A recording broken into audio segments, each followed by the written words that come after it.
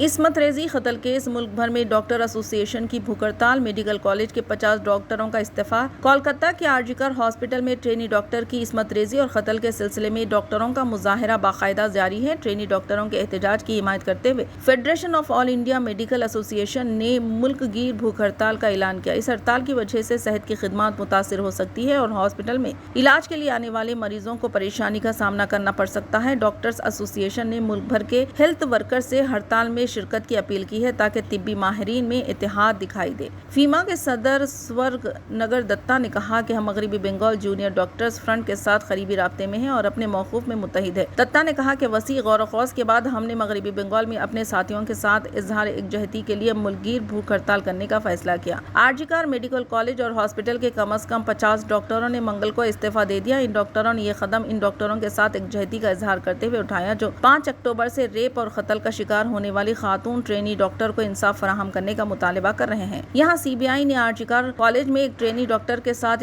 عصمت ریزی اور قتل کے ملزم سنجے رائے کے خلاف چارج شیٹ داخل کی ہے۔ سنجے رائے پر 9 اگست کو ہاسپٹل کے اندر ایک ٹرینی ڈاکٹر کی عصمت ریزی اور قتل کا الزام ہے۔ ملزمان نے خاتون ڈاکٹر کو ہاسپٹل کے سیمینار روم میں زیادتی کا نشانہ بنایا اور پھر بے دردی سے قتل کر دیا۔